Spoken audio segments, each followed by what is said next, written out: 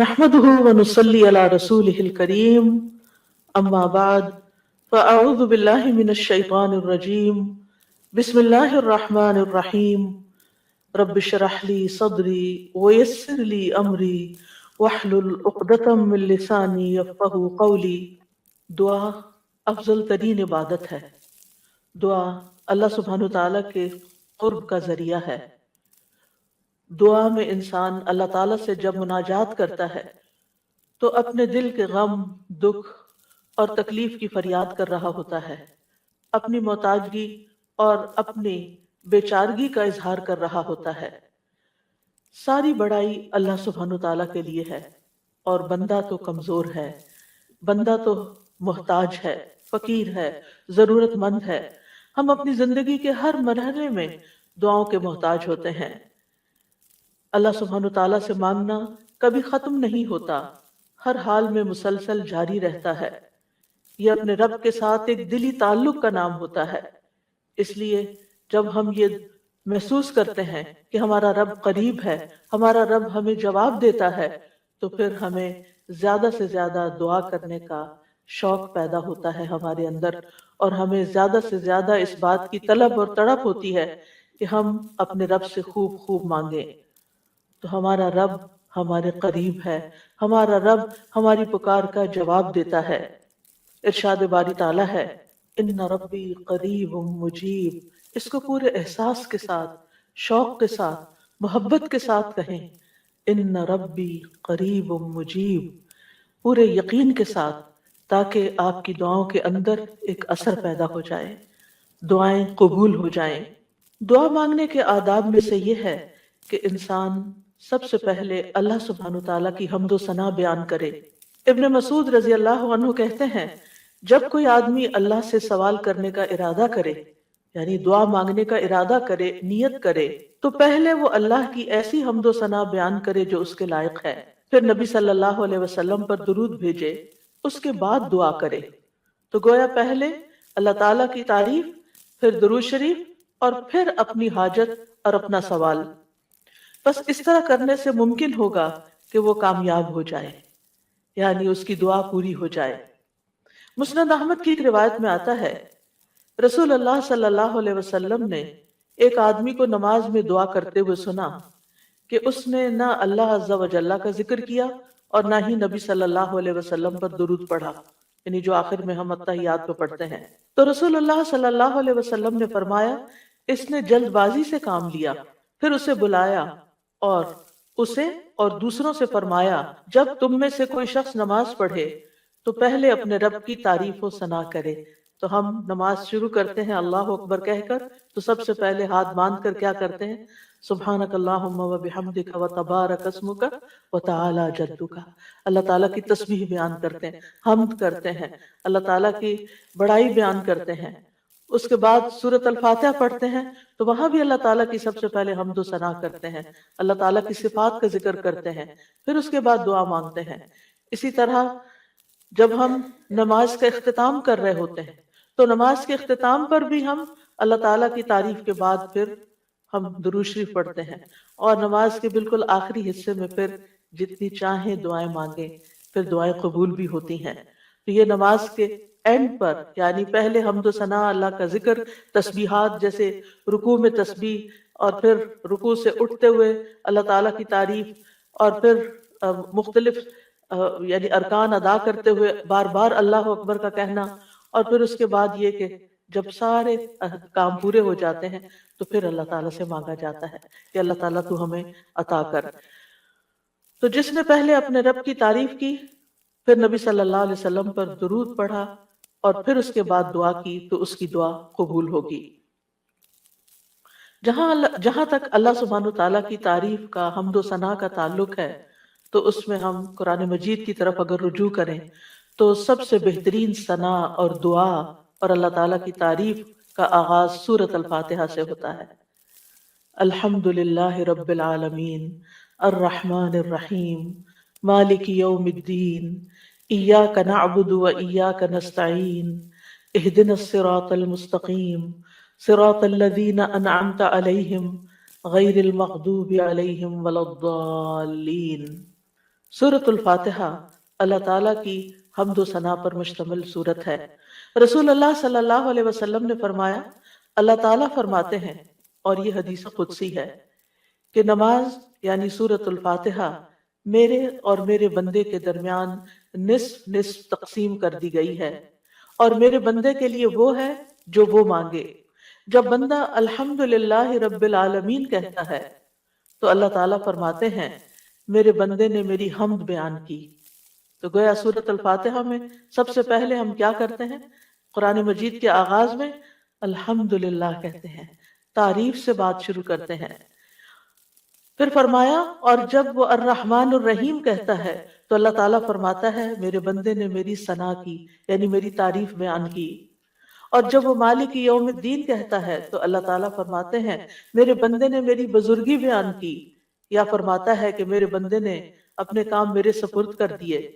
और जब वो इय्याका नअबुदु व इय्याका नस्तईन कहता है तो अल्लाह ताला फरमाता है, ये मेरे और मेरे बंदे के दरमियान है, और मेरे बंदे के लिए वो है जो उसने मांगा है। मेरे बंदे के लिए वो है जो उसने मांगा है। तो गोया कुरान मजीद की पहली सूरत में ही हमें मांगने का अदब सिखा दिया गया कि मांगने के लिए सबसे पहले अल्लाह ताला की हम्द व सना करो, अल्लाह ताला की तारीफ बयान करो। और फिर इय्याका नअबुदु ये दुआए इबादत है, व इय्याका नस्तईन दुआए मसअला है, जिसमें हम अल्लाह ताला से मदद चाहते हैं जिंदगी के तमाम कामों में। और फिर जब बंदा इहदिनस सिरातल मुस्तकीम आखिर तक कहता है तो अल्लाह ताला फरमाता है, ये मेरे बंदे के लिए है, और मेरे बंदे के लिए वो है जो उसने मांगा। और यहाँ एक और बात काबिल गौर है कि मांगने की चीजों में सबसे पहली चीज हिदायत है, रहनुमाई है। दीन के मामलात में भी, दुनिया के मामलात में भी हम हर कदम पर अल्लाह ताला की रहनुमाई के मोहताज हैं। हम बेहतरीन गाइडेंस वहीं से ले सकते हैं। और जब हम दिन की हर नमाज की हर रकत के अंदर अल्लाह ताला से हिदायत मांगते हैं और अल्लाह ताला हमारी दुआ कबूल करके हमारी रहनुमाई करते हैं, तो आप सोचिए कि जिंदगी का ये सफर कितना खूबसूरत हो सकता है, और फिर इसका इख्तिताम कितना खूबसूरत हो सकता है, और फिर इसका अंजाम कितना प्यारा हो सकता है। लिहाजा अल्लाह ताला से हम सब हिदायत मांगते रहें। और वैसे भी आप देखें कि सूरत अल-फातिहा पढ़ने के बाद जो दुआ की जाती है वो दुआ कबूल होती है, यानी ये कबूलियत दुआ की भी अलामत है। इब्न अब्बास कहते हैं कि इस दौरान के जिब्रील अलैहिस्सलाम नबी सल्लल्लाहु अलैहि वसल्लम के पास बैठे हुए थे कि अचानक उन्होंने ऊपर से एक आवाज सुनी, तो आपने अपना सर उठाया। जिब्रील अलैहिस्सलाम ने फरमाया कि ये आसमान का एक दरवाजा है जिसे सिर्फ आज के दिन खोला गया है, इससे पहले कभी नहीं खोला गया था। फिर उससे एक फरिश्ता उतरा, तो जिब्रील अलैहिस्सलाम ने फरमाया, ये फरिश्ता जो जमीन की तरफ उतरा है ये आज से पहले कभी नहीं उतरा। फिर उस फरिश्ते ने सलाम किया और कहा कि आपको दो नूरों की खुशखबरी है जो आपको दिए गए और आपसे पहले किसी नबी को नहीं दिए गए, एक सूरतुल फातिहा और दूसरी सूरतुल बकरा की आखिरी दो आयात। जब भी आप इन दोनों में से कोई भी दुआया जुमले पढ़ेंगे, यानी इहदिनस सिरातुल मुस्तकीम और वहां पर आमन रसूल के आखिर में जो दुआएं आती हैं, तो आपको मांगी हुई चीज जरूर अता कर दी जाएगी। तो इसलिए सूरत अल-फातिहा पढ़ के भी आप दुआ शुरू कर सकते हैं, और इसी तरह आमन रसूल जब पढ़ें उस वक्त की दुआएं भी तवज्जो से, और उसके साथ मजीद दुआएं भी। यानी ये दुआ तो हम मांगेंगे ही, इहदिनस सिरातुल मुस्तकीम। और फिर आप देखिए, जब हम परेशान होते हैं, हम फिक्रमंद होते हैं, हम बीमार होते हैं, तो उस मौके पर भी हमें रहनुमाई की ही जरूरत होती है कि अब इस मसले के हल के लिए, इस बीमारी के इलाज के लिए, इस मुश्किल से निकलने के लिए हम क्या करें। फिर अल्लाह ताला रास्ता दिखा देता है और हम उस रास्ते को इख्तियार करते हैं और उस मुश्किल से बाहर आ जाते हैं। तो इसलिए इंसान को इन दोनों चीजों पर पूरा एतमाद होना चाहिए। और फिर आप देखिए कि हम्द होती क्या है। हम्द असल में अल्लाह ताला की तारीफ के लिए लफ्ज इस्तेमाल हो रहा है यहाँ पर, यानी मोहब्बत और ताजीम के साथ अल्लाह ताला का कामिल वस्फ बयान करना, अल्लाह ताला की तारीफ बयान करना। क्योंकि अल्लाह ताला अपनी जात, अपनी सिफात, अपने अफआल, ये तीन लफ्ज याद रखिएगा, अपनी जात, اپنی صفات اور اپنے افعال یعنی کاموں میں کامل ہے، پرفیکٹ ہے. اس کے علاوہ کوئی اور ایسا نہیں کہ جس کے اندر کمال ہو. یہ کمال صرف اللہ تعالیٰ کے لیے ہے. اس لیے تعریف بھی اللہ ہی کی. وَلِلَّهِ الْحَمْدُ رَبِّ السَّمَاوَاتِ وَرَبِّ الْأَرْضِ رَبِّ الْعَالَمِينَ، کہ سب تعریف اللہ ہی کے لیے ہے جو آسمانوں کا رب ہے، زمین کا رب ہے اور سارے جہان والوں کا رب ہے. کیونکہ اسی نے سب کو پیدا کیا، زمین و آسمان اور جو کچھ ان کے بیچ میں ہے. اور پھر یہ کہ ہر نعمت جو ہمیں ملی اسی کی طرف سے. سب چیزوں کو پیدا کرنے والا خالق وہ، ہمارا بھی خالق وہ، اور پھر اس کے بعد ہمارا مالک بھی وہ، ہمارا رازق بھی وہ. جو کچھ بھی ہمارے پاس ہے، وَمَا بِكُم مِّن نِّعْمَةٍ فَمِنَ اللَّهِ، اسی کی طرف سے ہے. اس لیے سب تعریف بھی اسی کی. جب سب کچھ دیا اس نے تو پھر شکر بھی اسی کا ادا کرنا چاہیے. اور پھر آپ دیکھیے کہ ہدایت کا سبب جو کتاب اللہ ہے وہ بھی اللہ نے ہمیں دی، لہٰذا اس پر بھی اللہ تعالیٰ کی تعریف. تو اللہ تعالیٰ نہ صرف یہ کہ دنیا میں بلکہ آخرت میں بھی تعریف کا حقدار ہے. الحمدللہ الذی لہ ما فی السماوات و ما فی الارض ولہ الحمد فی الآخرہ وہو الحکیم الخبیر. سب تعریف اللہ کے لیے ہے کہ جو کچھ آسمانوں میں ہے اور جو کچھ زمین میں ہے سب اسی کا ہے، اور آخرت میں بھی سب تعریف اسی کے لیے ہے. وہی کمال حکمت والا، ہر چیز کی خوب خبر رکھنے والا ہے. اور پھر اللہ تعالیٰ کی صفات کا جو ذکر ہے کہ کیوں نہ اس کی تعریف کی جائے، کیونکہ وہ تو مہربان ہے، رحمان اور رحیم ہے. اور اللہ تعالیٰ کی 100 رحمتیں ہیں جن میں سے صرف ایک اس دنیا کے لیے، باقی 99 آخرت کے لیے. اس لیے تعریف دنیا میں بھی اللہ کی اور آخرت میں بھی. اور پھر مالک یوم الدین بھی وہی ہے کہ جس دن ہمارے اعمال کا فیصلہ ہوگا. اس لیے تعریف اسی کی کہ اس نے یہ فیصلہ اپنے ہاتھ میں رکھا ہے، اور پھر ہم اسی کی عبادت کرتے ہیں. جس رب کی اتنی صفات ہوں پھر اس کی عبادت کیوں نہ کی جائے، اور اسی سے ہم مدد چاہتے ہیں اور سب سے پہلے ہدایت چاہتے ہیں، اور پھر انعام یافتہ لوگوں میں شامل ہونا چاہتے ہیں. ان لوگوں میں نہیں جن پر رب ناراض ہے، اور ان میں بھی نہیں کہ جو بھٹکے ہوئے لوگ ہیں. تو سورۃ الفاتحہ میں جہاں دعا کا ادب بیان ہو رہا ہے وہاں اللہ تعالیٰ کی صفات کا بھی ذکر ہے، کیونکہ فَلِلَّهِ الْأَسْمَاءُ الْحُسْنَى فَادْعُوهُ بِهَا. سب اچھے اچھے نام اللہ کے ہیں، لہٰذا ان ناموں کے ساتھ اس کو پکارو، یعنی اس کی صفات بیان کر کے، اس کی تعریف کر کے اس کو پکارو. نبی صلی اللہ علیہ وسلم جب صبح کے وقت اٹھتے تھے اور تہجد کی نماز شروع کرتے تھے تو اس وقت سب جو ہاتھ باندھ کر دعا پڑھتے تھے، یعنی اذا قام من اللیل یتہجد قال، اس وقت کیا پڑھتے؟ اللہم لک الحمد، اللہ سب تعریف تیرے ہی لیے ہے. انت قیم السماوات والارض ومن فیہن ولک الحمد لک ملک السماوات والارض ومن فیہن ولک الحمد انت نور السماوات والارض ولک الحمد انت الحق ووعدک الحق ولقاؤک حق وقولک حق والجنت حق والنار حق والنبیون حق ومحمد صلی اللہ علیہ وسلم حق والساعۃ حق. اس کے بعد دعا کرتے اللہم لک اسلمت وبک آمنت وعلیک توکلت وإلیک انبت وإلیک خاصمت وإلیک حاکمت فاغفر لی ما قدمت وما اخرت وما اسررت وما اعلنت انت المقدم وانت المؤخر لا الہ الا انت. یہ تھا آپ کے دعا مانگنے کا انداز. کتنی زیادہ پہلے اللہ تعالیٰ کی تعریف کی اور پھر اس کے بعد اپنا آپ اللہ تعالیٰ کے سپرد کیا، اور آخر میں جو سب سے زیادہ یعنی معصوم عن الخطا ہے نبی صلی اللہ علیہ وسلم، جن کی کوئی غلطیاں ہی نہیں، کوئی گناہ ہی نہیں، وہ کیا مانگ رہے ہیں؟ ایک چیز مانگ رہے ہیں، کیا؟ فاغفر لی ما قدمت وما اخرت وما اسررت وما اعلنت. اللہ تو مجھے بخش دے، میرے اگلے پچھلے پوشیدہ اور ظاہری گناہوں کو معاف کر دے. تو ہی پہلے تھا اور تو ہی آخر میں ہوگا، تیرے سوا کوئی معبود نہیں. نبی صلی اللہ علیہ وسلم کے تہجد کے وقت کی اس دعا سے ہمارے لیے سیکھنے کی کیا بات ہے کہ دعا کا ایک بڑا حصہ کس پر مبنی ہونا چاہیے؟ اللہ تعالیٰ کی تعریف پر مبنی ہونا چاہیے. لیکن ہم نے کبھی یہ دعا کا سلیقہ سیکھا ہی نہیں. اللہ تعالیٰ کی یہ تعریف کبھی اس طرح کی ہی نہیں. ہمیں صرف اپنا آپ ہی یاد رہتا ہے، صرف اپنے مسائل یاد رہتے ہیں، صرف اپنی پریشانیوں کا ذکر رہتا ہے. اللہ تعالیٰ کی حمد و ثنا ہم بھولے رہتے ہیں. اور پھر یہ کہ اللہ سبحانہ وتعالیٰ کی حمد و ثنا کا حق ادا نہیں ہو سکتا جتنی بھی ہم کریں. اس لیے جو اللہ کے پیارے بندے ہوتے ہیں وہ اللہ تعالیٰ کی حمد و ثنا میں زیادہ وقت لگاتے ہیں.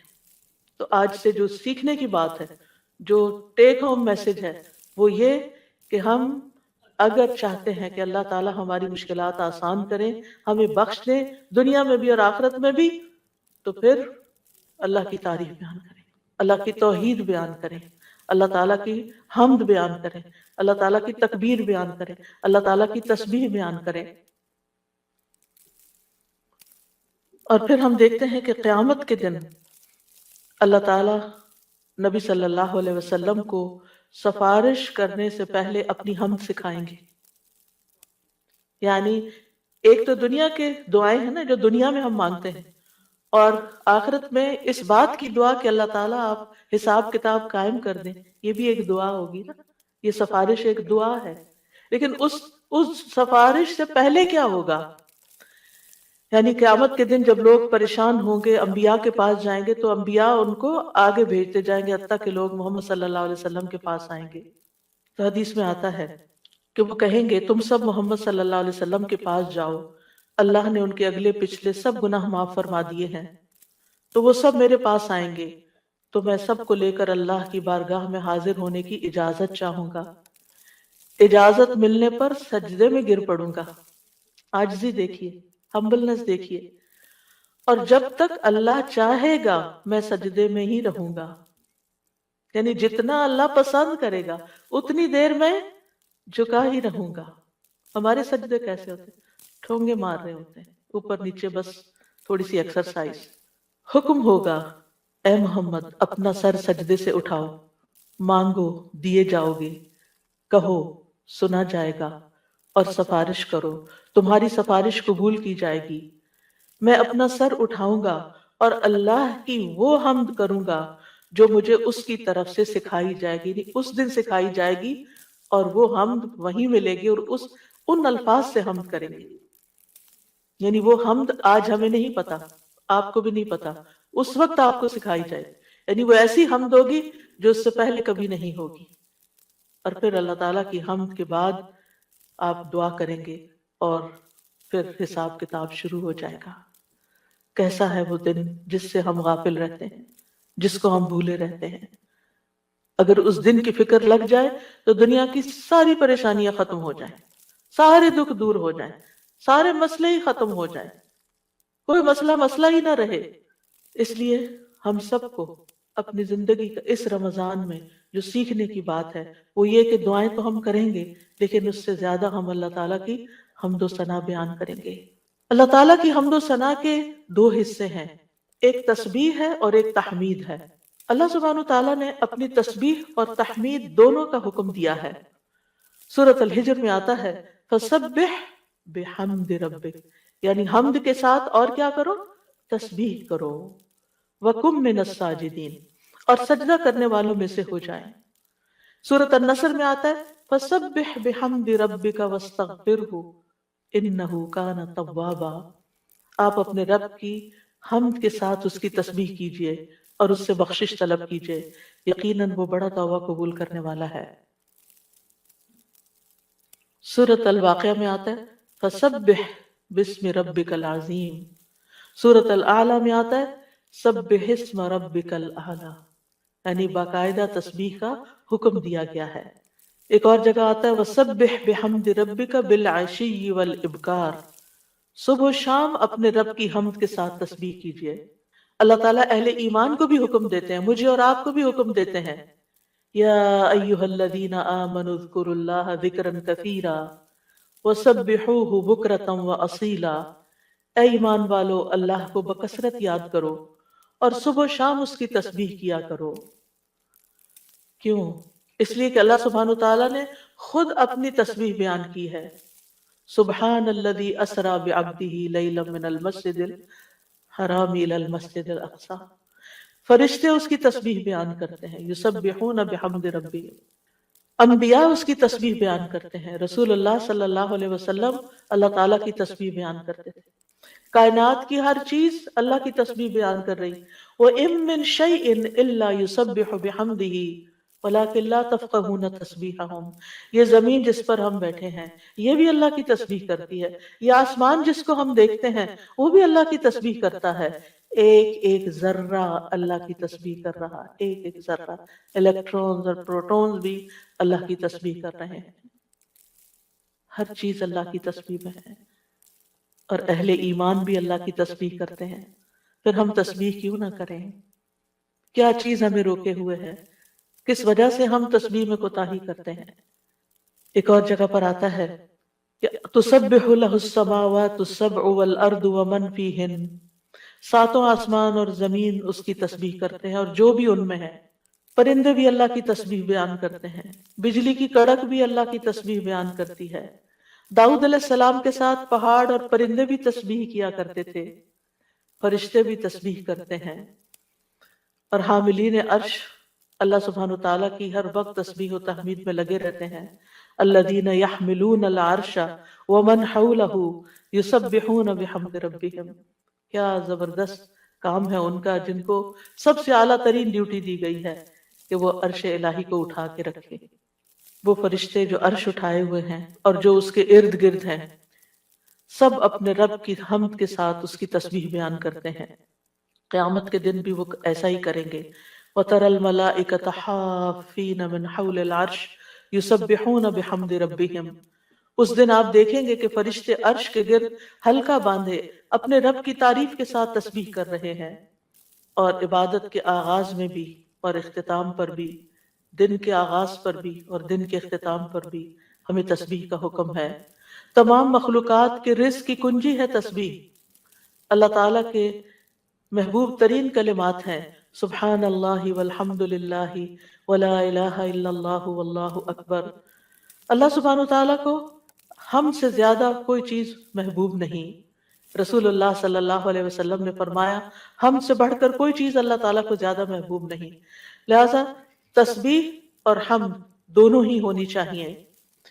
تسبیح سے تقدیر بھی بدل جاتی ہے. یونس علیہ السلام کو کس بنا پر اتنی بڑی مشکل سے نجات ملی؟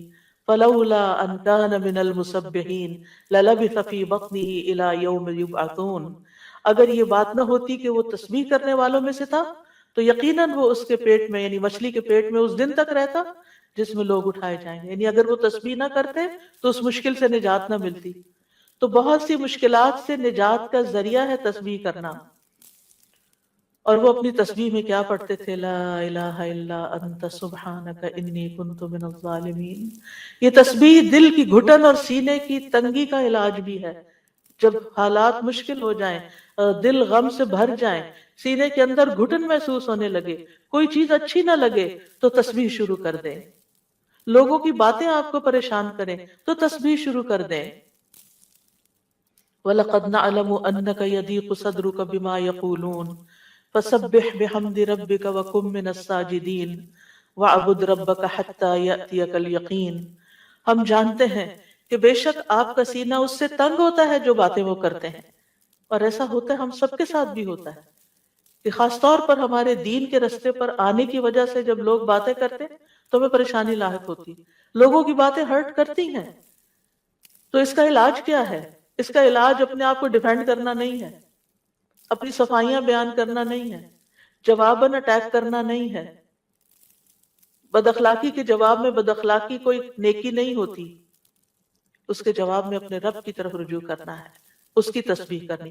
اللہ تو پاک ہے، میں تو گناہگار ہوں، مجھ پہ اگر لوگ باتیں کرتے بھی ہیں تو میرا قصور ہو سکتا ہے، لیکن ساری پاکی تو تیرے ہی لیے ہے، ساری تعریف تو تیرے ہی لیے ہے. اور پھر سجدوں کی کثرت. پھر اسی طرح اگر انسان کے اندر بخل کے جذبات ہو، کچھ خرچ کرنے کو دل نہ چاہتا ہو، خوف آتا ہو، رات کا خوف ہو، دشمن کا خوف ہو، ڈر لگے، تو ایسی صورت میں بھی انسان کو تسبیح پڑھنی چاہیے. سبحان اللہ والحمد للہ ولا الہ الا اللہ واللہ اکبر. اور ویسے بھی ایک دفعہ سبحان اللہ اور الحمدللہ کہنے سے زمین و آسمان بھر جاتا ہے. اتنا بڑا اجر و ثواب ہے اس کا، یعنی معمولی چیز نہیں ہے. رسول اللہ صلی اللہ علیہ وسلم نے فرمایا اور سبحان اللہ اور الحمدللہ کہنے سے زمین و آسمان کی درمیانی فضا بھر جاتی ہے. گناہ جتنے بھی ہوں تسبیح اور تحمید کہنے سے معاف ہو جاتے ہیں.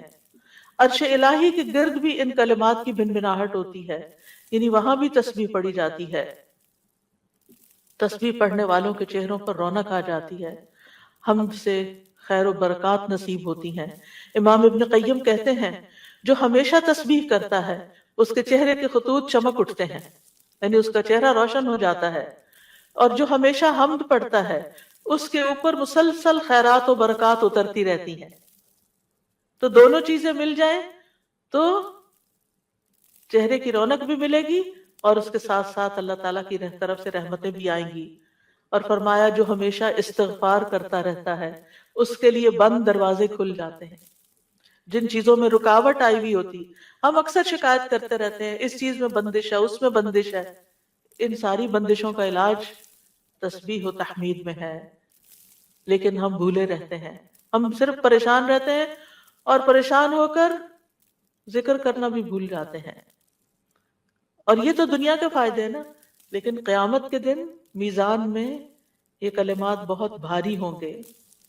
آپ صلی اللہ علیہ وسلم نے ایک موقع پر اپنے ہاتھ سے 5 کا اشارہ کیا کہ یہ میزان میں بہت بھاری ہوں گے. کس قدر بھاری ہوں گے؟ اور پھر فرمایا سبحان اللہ والحمد للہ ولا الہ الا اللہ واللہ اکبر. اور 5ویں چیز مسلمان کا فوت ہونے والا نیک بیٹا، اس کا باپ ثواب کی امید کے ساتھ اس پر صبر کرے. تو یہ 5ویں چیز ہے. یعنی اگر کسی والد یا والدہ یا والدین دونوں کا جوان بیٹا فوت ہو جائے اور وہ نیک بھی ہو، جس سے یہ توقع ہو کہ ہمارے مرنے کے بعد وہ ہمارے لیے دعائیں کرے گا، لیکن انسان اللہ کی خاطر صبر کر لیتا ہے، تو یہ صبر میزان میں بہت زیادہ وزنی ہو جائے گا.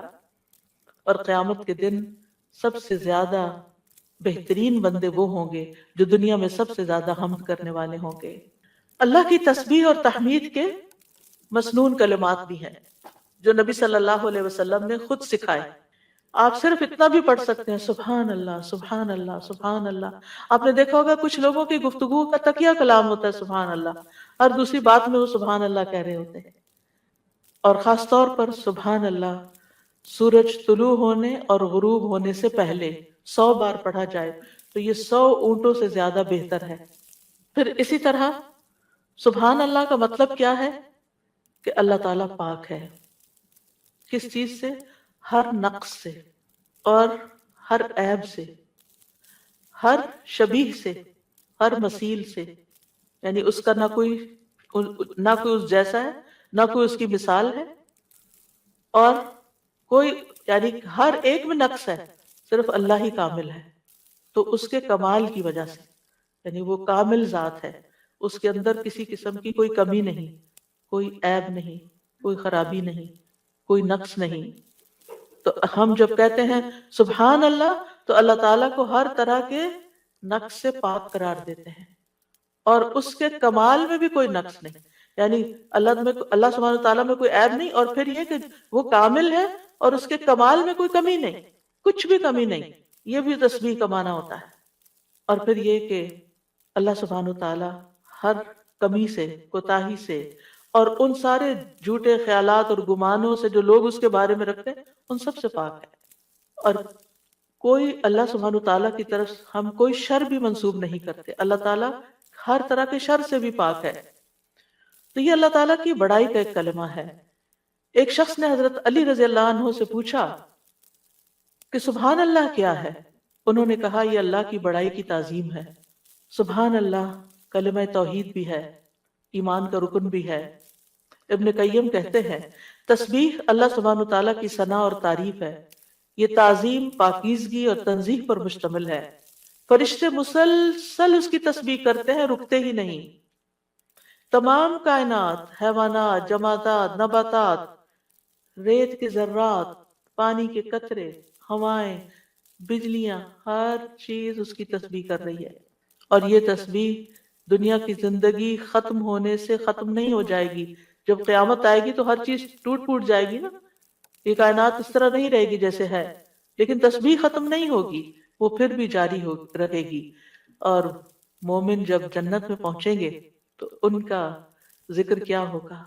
تسبیح ہی ہوگی، اللہ تعالیٰ کی حمد و ثنا ہی ہوگی. تو نماز بھی اللہ کے لیے ہوتی ہے، دعا بھی اللہ تعالیٰ سے کی جاتی ہے، اسی طرح تسبیح بھی صرف اللہ کی ہوتی ہے. آپ کسی انسان کی تسبیح نہیں کر سکتے. وہ کہتے ہیں کہ تم کس کی تسبیح پڑھ رہے ہو، کسی کی بھی نہیں پڑھنی چاہیے، کیونکہ کوئی پاک ہے ہی نہیں، ہم سب خطا کار ہیں، ہم سب سے غلطیاں ہوتی ہیں. تو اس لیے یہ بھی صرف اور صرف خالصتاً اللہ کے لیے. اور کلمہ سبحان جو ہے یہ اللہ کے سوا کسی کے لیے نہیں بولا جا سکتا. یہ نام بھی نہیں رکھنا چاہیے بچوں کا. اگر کوئی بھول کے رکھ چکا ہے تو اس کو تھوڑا سا آلٹر کر لیں، سبحان رکھ لیں. ٹھیک ہے، سبحان نام نہیں رکھتے. یہ نام میں نے سنا تھا کہیں کسی نے رکھا ہوا تھا. تو سبحان جو ہے یہ یعنی ہر عیب سے پاک یہ کیسے ہو سکتا ہے کوئی؟ صرف یہ تو اللہ تعالیٰ ہی کی صفت ہے.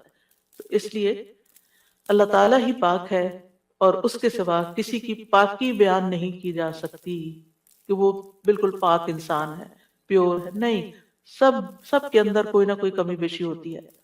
تسبیح کے دوسرے مسنون الفاظ ہیں سبحان اللہ و بحمدہ. اس میں سبحان اللہ کے ساتھ حمد کا بھی ذکر کر دیا گیا. رسول اللہ صلی اللہ علیہ وسلم سے پوچھا گیا کون سا کلام افضل ہے؟ آپ نے فرمایا جو اللہ نے اپنے فرشتوں اور بندوں کے لیے چنا ہے، یعنی سبحان اللہ و بحمدہ. تو بات میں پھر شروع سے جا کے ملاؤں گی کہ یہ خالی تسبیح پہ کوئی لیکچر میں نہیں دے رہی. یہ دعا مانگنے سے پہلے آپ نے جو کلمات ادا کرنے ہیں، جو اذکار کرنے ہیں، جو تسبیحات پڑھنی ہیں، یہ ان کی وضاحت ہو رہی ہے کہ یہ بہترین دعائیں ہیں ایک طرح سے. یعنی اگر آپ صرف اللہ تعالیٰ کی تعریف بیان کرتے رہیں اور کچھ بھی نہ کہیں تو آپ کو وہ ساری خیر مل جائے گی جو آپ چاہتے ہیں اور اس سے بھی زیادہ. دعا مانگنے میں ہم عام طور پر صرف ایک چیز کو دعا سمجھتے ہیں اور وہ یہ ہے کہ اللہ سے کسی چیز کا سوال کرنا. وہ صرف 1% ہے.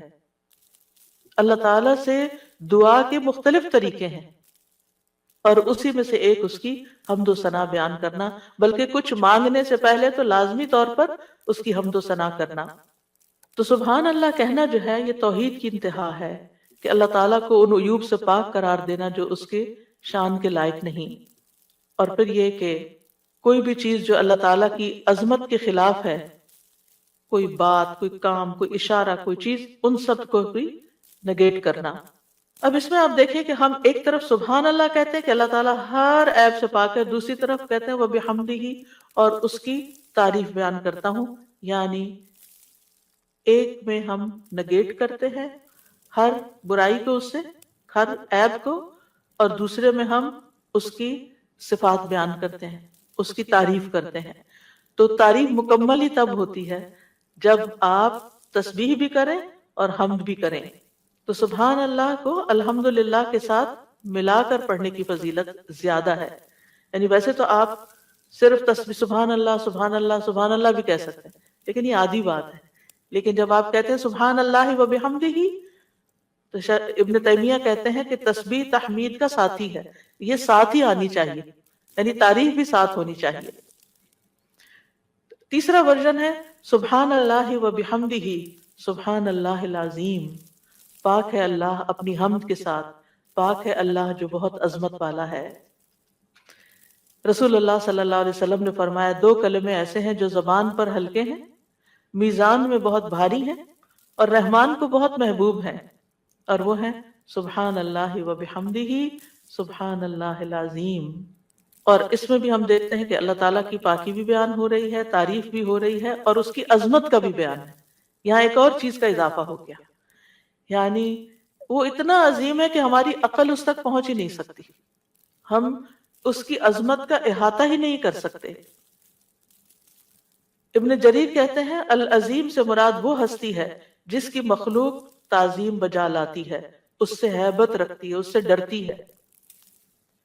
یعنی اتنی عظیم، یعنی ہم یہ کیوں کہتے ہیں سبحان اللہ العظیم؟ اللہ تعالیٰ کے تو بہت سے نام ہیں، بہت سی صفات ہیں، یہ اصل میں ہم اپنی کم مائگی کا اعتراف کر رہے ہوتے ہیں کہ اللہ آپ اتنے بڑے ہیں کہ ہم تو آپ کی تعریف کا حق ہی ادا نہیں کر سکتے، اور یہ ایک حقیقت ہے، ہم حق ادا نہیں کر سکتے، ہم اللہ تعالیٰ کی عظمت کو پا ہی نہیں سکتے، وہ ہمارے گمان سے کہیں بڑا ہے، یعنی جتنا بڑا آپ اس کو خیال کریں وہ اس سے بھی آگے، وہ اپنی ذات میں بھی عظیم ہے اور اپنی صفات میں بھی عظیم ہے۔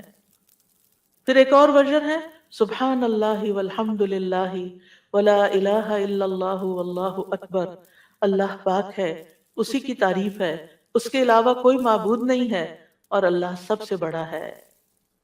نبی صلی اللہ علیہ وسلم نے فرمایا جب تم سبحان اللہ کہو گے تو اللہ تعالیٰ کہے گا تم نے سچ کہا، جب تم الحمدللہ کہو گے تو اللہ تعالیٰ فرمائے گا تم نے سچ کہا، جب تم لا الہ الا اللہ کہو گے تو اللہ تعالیٰ فرمائے گا تم نے سچ کہا، جب تم اللہ اکبر کہو گے تو اللہ تعالیٰ فرمائے گا تم نے سچ کہا۔ لیکن ہم نے کبھی آج تک سوچا کہ ہم جو کہہ رہے ہیں اللہ تعالیٰ کیا جواب دے رہے ہیں؟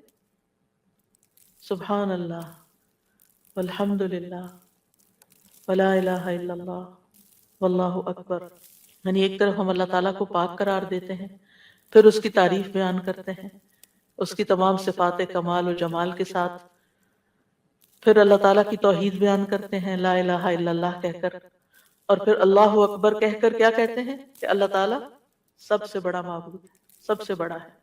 یعنی سب سے بڑے کا کیا مطلب ہے؟ جن بھی چیزوں سے ہم امپریس ہو جاتے ہیں، جن کی بڑائی اور ہیبت ہمارے دل میں آ جاتی ہے، جن کے بارے میں ہمارا یہ عقیدہ یہ خیال بن جاتا ہے کہ یہ بڑی چیز ہے، اللہ ان سب سے بڑا ہے۔ یعنی اللہ کے مقابلے میں یا اللہ سے بڑھ کر کسی اور کی بڑائی ہے ہی نہیں، اور ہمارے دل میں بھی نہیں ہونی چاہیے، وہ نکل جانی چاہیے۔ جب ہم اللہ اکبر کہتے ہیں تو ہمیں واقعی اس کو اللہ کو بڑا مانتے ہوئے کہنا چاہیے، صرف زبان سے الفاظ نہیں دہرانے۔ یعنی بعض اوقات ہم کسی کے پاس بہت دولت دیکھتے ہیں یا سنتے ہیں کہ اچھا اتنا، پچھلے دن ایسے ہی کسی کے بارے میں وہ گزرتے گزرتے میں نے دیکھا کہ ان کے پاس فلاں چیز 500 کروڑ کی ہے۔ ان کا اچھا، اب کتنے ہی لوگ ہوں گے کہ جو دیکھ دیکھ کے واو کر رہے ہوں گے کہ 500 کروڑ، اوئے ہوئے ہوئے۔ ایسی یہ انسان کی کمزوری ہے، اپنے جیسے انسانوں کے پاس اگر کوئی چیز دیکھتا ہے، اگر آپ کہیں کہ فلاں کے پاس ایک گھر بھرا ہوا سونے کا ہے، ان کا اچھا، ہم دوسروں کے مال و دولت سے امپریس ہو جاتے ہیں۔ پھر اسی طرح ہم کسی کے علم، کسی کی ڈگریاں، اس کے پاس 4 PhD سے، اچھا، ہم متاثر ہو جاتے ہیں، فلاں اتنا بڑا، فلاں یونیورسٹی کا پروفیسر ہے، فلاں سائنٹسٹ ہے، فلاں شاعر ہے، فلاں ڈاکٹر ہے۔ یہ ساری چیزیں ہم جب اپنی عام کسی بھی مجلس میں بیٹھ کے آپ لوگوں کی گفتگو کو دیکھیں کہ وہ لوگوں کی بڑائی سے ان کے دل کتنے بھرے ہوئے ہوتے ہیں اور ان کی باتوں کو کتنے غور سے سنتے ہیں، پھر کیا ہم واقعی اللہ تعالیٰ کو بھی ایسی اہمیت دیتے ہیں؟ اور اسی عظمت کے احساس کے ساتھ ہم اللہ تعالیٰ کی تعریف کر رہے ہوتے ہیں کہ صرف الفاظ دہرا رہے ہوتے ہیں؟ تو اللہ سبحانہ و تعالیٰ سب عقل رکھنے والوں سے بڑی عقل رکھتا ہے، سب حکمت والوں سے بڑا حکیم ہے، سب رزق رکھنے والوں سے بڑا رازق ہے، غنی ہے، القدیر ہے، العزیز ہے، الرحیم ہے۔ پھر ایک اور ورژن ہے تسبیح کا، سبحان اللہ و بحمدہ استغفر اللہ و اتوب الیہ۔ میرے خیال ہے ایک ہمارا کارڈ بھی ہے تسبیحات کا، اویلیبل ہے الحمدللہ، اچھا پیچھے موجود ہے، تو آپ یہ کارڈ ضرور لے لیجئے، اور اس کارڈ سے کم از کم یہ سارے ورژنز آپ کو انشاءاللہ مل جائیں گے کہ مختلف الفاظ میں ہم اللہ تعالیٰ کی تسبیح کرتے رہیں جو ہمیں رسول اللہ صلی اللہ علیہ وسلم نے سکھائے ہیں، ہمیں وہ پتہ ہونے چاہیے۔ اگر ہمیں یاد نہیں، ہمیں سیکوینس نہیں معلوم، سیکوینس تو ہم نے خود ہی بنایا ہے، یعنی ہم پھر مس کر جاتے ہیں نا جب کوئی چیز رینڈملی پڑھ رہے ہوتے ہیں ادھر ادھر سے، لیکن جب ایک چیز آپ کے سامنے ہوگی تو اس کو بھی اس طرح نہیں پڑھنا کہ بس ایک پنسورے کی طرح بس آپ اس کو ایک وظیفے کی کتاب بنا لیں، اس کو بھی ٹھہر ٹھہر کے پڑھنا ہے، محسوس کر کر کے پڑھنا ہے کہ اللہ واقعی بڑا ہے۔ تو 5واں جو ورژن ہے وہ ہے سبحان اللہ و بحمدہ استغفر اللہ و اتوب الیہ۔ میں اللہ کی پاکیزگی بیان کرتا ہوں، اس کی حمد کے ساتھ میں اللہ سے بخشش کا طلبگار ہوں اور اسی کی طرف رجوع کرتا ہوں۔ حضرت عائشہ کہتی ہیں کہ رسول اللہ صلی اللہ علیہ وسلم کثرت سے یہ فرمایا کرتے تھے، سبحان اللہ و بحمدہ استغفر اللہ و اتوب الیہ۔ حضرت عائشہ کہتی ہے میں نے پوچھا، اے اللہ کے رسول میں آپ کو دیکھتی ہوں آپ بکثرت یہ پڑھتے رہتے ہیں، تو آپ نے فرمایا میرے رب نے مجھے خبر دی ہے کہ میں جلد ہی اپنی امت میں ایک نشانی دیکھوں گا، اور جب میں اس کو دیکھ لوں تو بکثرت کہوں، یعنی اللہ تعالیٰ کی طرف سے مجھے حکم ملا ہے، وہ نشانی میں دیکھ چکا ہوں۔ اذا جاء نصر اللہ والفتح ورأيت الناس يدخلون في دين الله افواجا فسبح بحمد ربك واستغفر۔ اب یہاں ایک اور چیز کا اضافہ ہوگا، تسبیح بھی، حمد بھی، اور پھر استغفار بھی، اور اسی پر تو اللہ تعالیٰ کی حمد و ثنا کے ساتھ ہمیں استغفار بھی کرنا چاہیے، ساری مشکلات انشاءاللہ آسان ہو جائیں گی۔ چھٹی تسبیح، سبحان اللہ و بحمدہ عدد خلقہ ورضا نفسہ وزنۃ عرشہ ومداد کلماتہ۔ پاکیزگی ہے اللہ کی اس کی تعریفوں کے ساتھ، اس قدر جتنی کہ اس کی مخلوق ہے، اتنی کہ وہ اس سے راضی ہو جائے، اور اس کے عرش کے وزن کے برابر، اور اس قدر جتنی کہ اس کے کلمات کی روشنائی ہے۔ رسول اللہ صلی اللہ علیہ وسلم حضرت جویریہ کے پاس سے نکلتے ہیں صبح کی نماز ادا کرنے کے لیے، وہ اپنی جائے نماز پر بیٹھی ہوئی تھی، پھر دن چڑھے واپس انہی کے پاس تشریف لاتے ہیں، وہ وہیں بیٹھی ہوئی تھی۔ آپ نے فرمایا جس وقت میں تمہارے پاس سے گیا ہوں تم اسی طرح بیٹھی ہو؟ انہوں نے عرض کیا جی ہاں۔ نبی صلی اللہ علیہ وسلم نے فرمایا میں نے تمہارے بعد ایسے 4 کلمات 3 بار کہے ہیں کہ اگر تمہارے آج کے کہے ہوئے کلمات کو ان کے ساتھ وزن کیا جائے تو ان کلمات کا وزن زیادہ ہوگا، اور وہ ہیں سبحان اللہ و بحمدہ عدد خلقہ ورضا نفسہ وزنۃ عرشہ ومداد کلماتہ۔ اللہ سبحانہ وتعالیٰ کی حمد و ثنا، سبحان اللہ و بحمدہ، تسبیح حمد کے ساتھ، کتنی دفعہ؟ عدد خلقہ، اس کی مخلوقات کی تعداد کے برابر، یعنی جتنی بھی اللہ کی مخلوقات ہیں، آپ جانتے ہیں کتنی؟ گن سکتے ہیں؟ گن ہی نہیں سکتے۔ اگر ہم صرف اپنی انگلی کا ایک پور لگائیں مٹی کے اوپر اور اس کے ساتھ جتنے ذرات آئے ہم وہ بھی نہیں گن سکتے، ہم وہ بھی نہیں گن سکتے۔ اور ہر ذرے کے اندر، ہر ایٹم کے اندر پھر الیکٹران پروٹون وغیرہ جو کچھ ہے اس کو گننا چاہیں تو گن ہی نہیں سکتے، ہم نہیں گن سکتے۔ وَمَا يَعْلَمُ جُنُودَ رَبِّكَ إِلَّا هُوَ، صرف وہی جانتا ہے تعداد مخلوقات کی، یہ ستارے، یہ سیارے، یہ گیلیکسیز، یہ زمین، یہ آسمان، یہ سمندر، یہ پہاڑ، ہم تو صرف اس پوری کائنات میں ایک ڈاٹ کے اوپر بیٹھے ہوئے ہیں، اور اس زمین کے اندر جو کچھ ہم اس کو بھی نہیں گن سکتے، کہاں یہ کہ باقی کتنی مخلوقات ہیں۔ تو اس کا یہ مطلب نہیں کہ میں ایک دفعہ سبحان اللہ کہتا ہوں تو اتنی دفعہ ہو جاتا ہے میرا، یہ نہیں ہے اس کا مطلب۔ اس کا مطلب یہ ہے کہ اللہ سبحانہ وتعالیٰ کی اتنی زیادہ تعریف ہے، وہ اتنی تعریف کے لائق ہے، یعنی وہ اتنی تعریف ڈیزرو کرتا ہے جتنی مخلوقات کی تعداد ہے۔ اور آپ کو معلوم ہے وَإِن مِّن شَيْءٍ إِلَّا يُسَبِّحُ بِحَمْدِهِ، کوئی چیز ایسی نہیں جو اس کی تسبیح نہ کر رہی ہو۔ تو سبحان اللہ و بحمدہ عدد خلقہ، یعنی ان ساری مخلوقات کے ساتھ میں بھی شریک ہو رہا ہوں جو اللہ کی تسبیح میں لگی، ایک ایک ذرہ اللہ کی تسبیح کر رہا ہے۔ تو اس کے لیے تو نہ کوئی کاؤنٹ ہے نہ نمبر ہے، گن ہی نہیں سکتے۔ ہمارے پاس کوئی تسبیح ایسی، ہم 100 دانوں کی تسبیح لے کے خوش ہو جاتے ہیں، ہم تسبیح کر رہے ہیں۔ ایک 100 دفعہ پڑھ لینا، کوئی 100 دفعہ پڑھ لیا، اپنے آپ کو ہی تسلی دے دیتے ہیں۔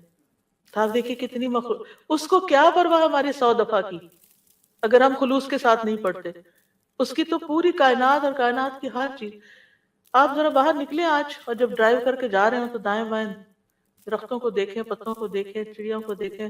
آج صبح اتفاق سے پھر سنو پڑنے لگی تو میں ونڈو سے جب دیکھنے لگی تو پہلا خیال مجھے یہ آیا، یا اللہ، اچھی خاصی پڑھ رہی تھی، اتنے یعنی اس کے فلیکس ہیں، یہ سارے تسبیح کرتے ہوئے گر رہے ہیں، سجدے میں پڑھ رہے ہیں، سجدے میں پڑھ رہے ہیں، حکم مانتے چلے جا رہے ہیں، مانتے، اور جب تک اللہ کا حکم ہوگا برسیں گے، اور پھر جب ختم ہو جائے گا بس ختم ہو جائیں گے۔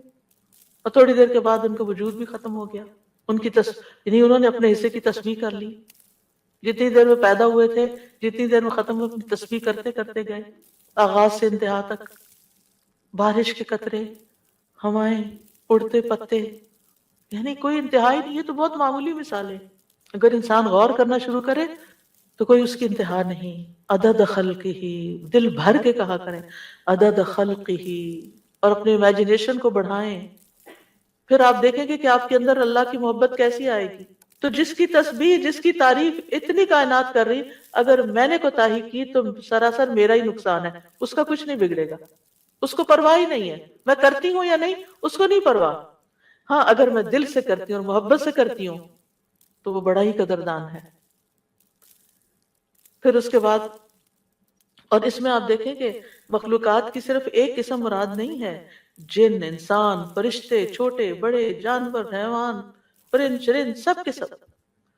پھر اس کے بعد وردا نفسی، اور اس کی نفس کی رضا کے مطابق، یعنی جس سے وہ راضی ہو جائے، جتنی اس کے نفس کی رضا ہے، جتنی اللہ تعالیٰ اپنی ذات کے لیے تسبیح کو پسند کرتا ہے.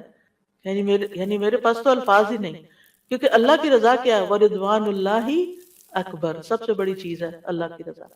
یا انسانیوں کہ میں اللہ کی تسبیح کر رہی ہوں حتیٰ کہ وہ راضی ہو جائے، اور پھر اس کے بعد بھی تسبیح کر رہی ہوں، اس کے بعد بھی حمد ہے. وہ مجھ سے راضی بھی ہو جائے پھر بھی میں مزید کروں گی. یہ نہیں کہ میرا ایم یہ ہے کہ بس اللہ کو راضی کرنا ہے اور راضی ہو گئے بس میرا کام ختم. نہیں، اس سے زیادہ، اس سے آگے. وزنت عرشہ، اس کے عرش کے وزن کے برابر. یعنی میں اتنی حمد اور تسبیح بیان کر رہی ہوں جتنا عرش کا وزن ہے. عرش ساری مخلوقات میں سے سب سے بڑی چیز ہے. وَهُوَ رَبُّ الْعَرْشِ الْعَظِيمِ. ابو درداء کہتے ہیں نبی صلی اللہ علیہ وسلم نے فرمایا، ابو ذر کہتے ہیں نبی صلی اللہ علیہ وسلم نے فرمایا، اے ابو ذر، کرسی کے مقابلے میں 7 آسمان اس طرح ہے جیسے بیابان زمین میں کوئی چھلا پڑا ہوا ہو. پھر کرسی کے مقابلے میں عرش کا حجم اتنا ہے جیسے اس چھلے کے مقابلے میں بیابان کا وجود ہے.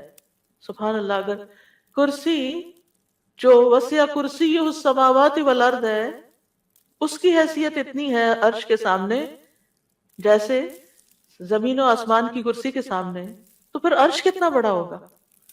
اور آپ کو معلوم ہے کہ اس کی مقدار کو اللہ کے سوا کوئی نہیں جانتا.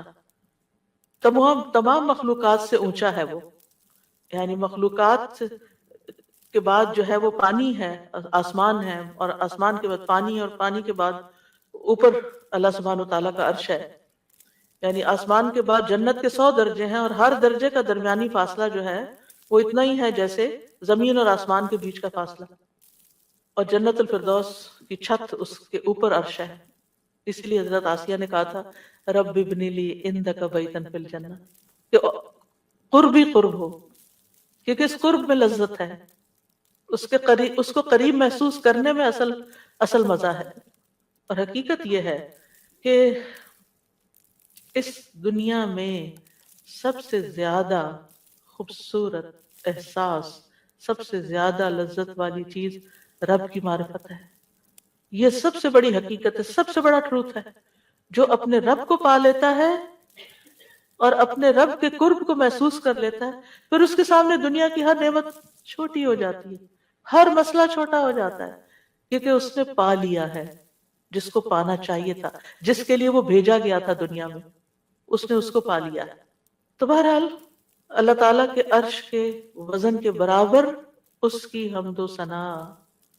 وَمِدَادَ كَلِمَاتِهِ، کلمات سے مراد اللہ کا وہ کلام ہے جس کے ساتھ اللہ نے اپنے رسولوں کو کے ساتھ کلام کیا، جو کتابوں کی شکل میں اتارا، جو اس کے لوح محفوظ میں ہے. یہ کلام، اس کی وسعت کیا ہے؟ قرآن مجید میں آتا ہے قُلْ لَوْ كَانَ الْبَحْرُ مِدَادًا لِكَلِمَاتِ رَبِّهِ لَنَفِدَ الْبَحْرُ قَبْلَ أَن تَنفَدَ كَلِمَاتُ رَبِّي وَلَوْ جِئْنَا بِمِثْلِهِ مَدَدًا. کہہ دیجئے اگر سمندر میرے رب کی باتوں کے لیے سیاہی بن جائے تو یقیناً سمندر ختم ہو جائے گا اس سے پہلے کہ ہمارے رب کی بات، اس سے پہلے کہ میرے رب کی باتیں ختم ہوں، اگرچہ ہم اس کے برابر اور سیاہی لے آئے. دوسری جگہ پر آتا ہے 7 ابحر، 7 سمندر بھی مزید آ جائیں تو خشک ہو جائیں گے لکھ لکھ کر، لیکن رب کے کلمات ختم نہیں ہوں گے، اس کے برابر اللہ کی تعریف۔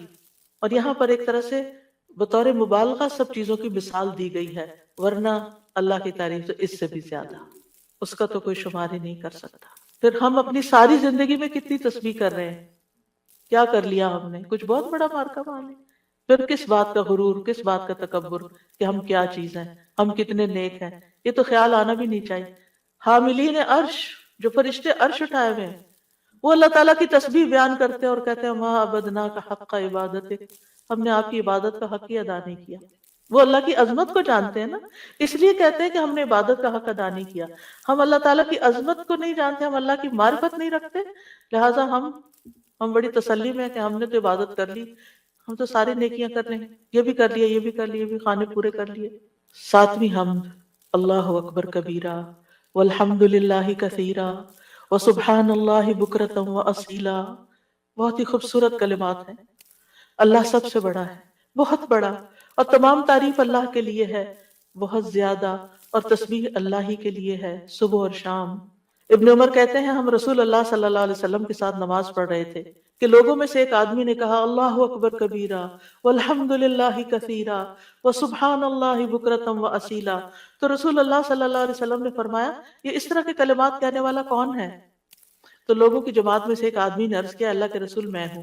آپ نے فرمایا کہ مجھے تعجب ہوا کہ اس کے لیے آسمان کے دروازے کھول دیے گئے، یعنی ان کلمات کے لیے جو اس محبت اور شوق سے اس نے پڑھے۔ ابن عمر کہتے ہیں میں نے ان کلمات کو پھر کبھی بھی نہیں چھوڑا۔ افسوس کہ ہمیں زندگی میں بڑی دیر سے پتہ چلا ہے، اور جو ہم نے دعائیں رٹی ہوئی ہیں ان کو ہم آٹو پہ لگا کے شروع کر دیتے ہیں اور بھول جاتے ہیں کہ ہم بھی اللہ اکبر کہہ کے سب سے پہلے ہاتھ باندھ کر اللہ کی تکبیر بیان کریں۔ لیکن انشاءاللہ اگر کوشش جاری رہی تو عادت بھی ہو جائے گی۔ وہ کہتے ہیں جب سے میں نے رسول اللہ صلی اللہ علیہ وسلم سے یہ بات سنی کہ اس کے لیے آسمان کے دروازے کھول دیے گئے، میں نے اس کو چھوڑا ہی نہیں، اور ہم نے کبھی اس کو پڑھا ہی نہیں۔ علم ہونے اور نہ ہونے میں بہت بڑا فرق ہے۔ ہم دو چار باتیں جان لیتے ہیں تو ہم سمجھتے ہیں ہم نے سب کچھ سیکھ لیا، اور کیا سیکھنا ہے، اس کی ضرورت محسوس نہیں کرتے۔ تو بہرحال اس میں اللہ تعالیٰ کی بہت زیادہ بڑائی کا اظہار ہے، اس کی تعظیم ہے، اس کی بہت زیادہ تعریف ہے، اور اس کی تسبیح ہے صبح و شام۔ اور ساتویں تسبیح سبحانک اللہم و بحمدک و تبارک اسمک و تعالی جدک و لا الہ غیرک۔ اے اللہ تو پاک ہے اپنی تعریف کے ساتھ، تیرا نام بڑی برکت والا ہے، تیری بزرگی بلند و برتر ہے، تیرے علاوہ کوئی الہ نہیں۔ رسول اللہ صلی اللہ علیہ وسلم نے فرمایا بے شک اللہ کو سب سے زیادہ محبوب کلام یہ ہے کہ بندہ یوں کہے سبحانک اللہم و بحمدک و تبارک اسمک و تعالی جدک و لا الہ غیرک۔ اور اس میں اللہ تعالیٰ کے نام کی خیر و برکت کا ذکر بھی ہے، تبارک اسم ربک، تبارک اسمک۔ پھر آٹھویں تسبیح سبحان اللہ لا شریک لہ لہ الملک و لہ الحمد وہو علی کل شیء قدیر لا حول ولا قوۃ الا باللہ سبحان اللہ و بحمدہ۔ ابو ذر کہتے ہیں آپ صلی اللہ علیہ وسلم نے فرمایا اللہ کے نزدیک محبوب ترین کلام یہ ہے۔ نویں تسبیح اللہم لک الحمد کلہ و الیک یرجع الامر کلہ۔ اے اللہ تیرے ہی لیے سب تعریف ہے، اور تیری ہی طرف سب کام لوٹتے ہیں۔ ایک اعرابی نے کہا کہ مجھے کوئی دعا سکھا دے جس سے مجھے فائدہ پہنچے، تو آپ نے اس کو یہ دعا سکھا دی اللہم لک الحمد کلہ، ساری ہی تعریف تیرے لیے، وَإِلَيْكَ يَرْجُ الْأَمْرُ كُلُّ، سارے معاملات تیرے ہی حضور پیش ہوتے ہیں، یعنی تعریف کا حقدار بھی تو ہی ہے۔ اور اس کے بعد یہ کہ ہمارے اعمال ہوں یا کام ہوں یا جو بھی معاملات ہوں سب کے سب تیرے ہی پاس جا رہے ہیں۔ 10ویں تعریف اللہم ربنا لک الحمد ملء السماوات وملء الارض وملء ما شئت من شیء بعد۔ اے اللہ، اے ہمارے رب، تیرے ہی لیے ہر قسم کی تعریف ہے جس سے کہ آسمان بھر جائیں، زمین بھر جائے، اور ہر وہ چیز بھر جائے جسے تو چاہے کہ وہ بھر جائے۔ رسول اللہ صلی اللہ علیہ وسلم یہ دعا مانگا کرتے تھے، اور یہ دعا جو ہے اس میں اللہ تعالیٰ کی حمد ہے جس کی کوئی تعریف نہیں، جس کو کوئی شمار نہیں کر سکتا۔ اور پھر سبحان اللہ عدد ما خلق، آپ سب بھی پڑھیے میرے پیچھے، سبحان اللہ عدد ما خلق، سبحان اللہ ملء ما خلق، سبحان اللہ عدد ما فی الارض والسماء، سبحان اللہ ملء ما فی السماء والارض، سبحان اللہ ملء ما خلق، سبحان اللہ عدد ما احصا کتابہ و سبحان اللہ ملء کل شیء۔ میں اللہ کی پاکیزگی بیان کرتا ہوں، ان چیزوں کی گنتی کے برابر جو زمین و آسمان میں ہیں۔ میں اللہ کی اتنی پاکیزگی بیان کرتا ہوں جس سے وہ چیزیں بھر جائیں جو آسمان و زمین میں ہیں۔ کیا کہا؟ اتنی پاکیزگی بیان کرتا ہوں کہ جس سے ہر وہ چیز بھر جائے جو آسمانوں اور زمین میں ہے۔ اتنی بھر بھر کے میں تعریف کر رہا ہوں اللہ کی۔ میں اللہ کی پاکیزگی بیان کرتا ہوں جس سے اس کی مخلوقات بھر جائیں۔ میں اللہ کی پاکیزگی بیان کرتا ہوں ان چیزوں کی گنتی کے برابر جن کو اس نے اپنی کتاب میں شمار کیا، یعنی لوح محفوظ میں۔ اور میں اللہ کی اتنی پاکیزگی بیان کرتا ہوں جس سے ہر چیز بھر جائے۔ اور یہ خوبصورت ترین دعا ہے اللہ تعالیٰ کی تعریف کی۔ 12ویں تعریف ہے یا بدیع السماوات یا حی یا قیوم انی اسألک۔ اے آسمانوں کو پیدا کرنے والے، اے زندہ اور قائم رہنے والے، بے شک میں تجھ سے سوال کرتا ہوں۔ اب سوال پہ آ رہے ہیں کہ میں تجھی سے مانگتا ہوں، یعنی جس نے ہر چیز کو پیدا کیا، آسمانوں اور زمین کو نئے سرے سے پیدا کیا، وہ کچھ بھی کر سکتا ہے، اس کے لیے کوئی چیز بھی مشکل نہیں۔ اور پھر اس میں اللہ تعالیٰ کے اور ناموں کا بھی واسطہ ہے، الحی القیوم کا بھی۔ 13ویں تعریف اللہم انی اسألک انی اشہد انک انت اللہ لا الہ الا انت الاحد الصمد الذی لم یلد ولم یولد ولم یکن لہ کفوا احد۔ اے اللہ، بے شک میں تجھ سے سوال کرتا ہوں، بے شک میں گواہی دیتا ہوں کہ یقیناً تو ہی اللہ ہے، تیرے سوا کوئی الہ نہیں، تو ایک ہے، بے نیاز ہے، ایسی ذات ہے جس نے کسی کو جنم نہیں دیا اور نہ ہی تو جنم دیا گیا ہے، اور نہ ہی اس کا کوئی ہمسر ہے، اور نہ ہی وہ جنم دیا گیا اور نہ ہی اس کا کوئی ہمسر ہے۔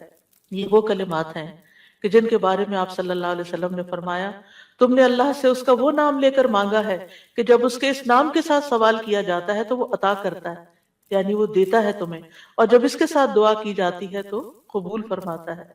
اور پھر 14ویں تعریف اللہم انی اسألک بأن لک الحمد لا الہ الا انت وحدک لا شریک لک المنان بدیع السماوات والارض ذی الجلال والاکرام۔ اے اللہ میں تجھ سے مانگتا ہوں، یعنی پہلے تعریف کر لی ساری، پھر آخر میں سوال کر لیا، اللہ تجھ سے مانگتا ہوں اس وسیلے سے کہ ساری ہم تیرے لیے ہے، تیرے سوا کوئی اور معبود نہیں، تو اکیلا ہے، تیرا کوئی شریک نہیں، اے بہت زیادہ احسان کرنے والے اور آسمانوں اور زمین کو پیدا کرنے والے، جلال اور اکرام والے۔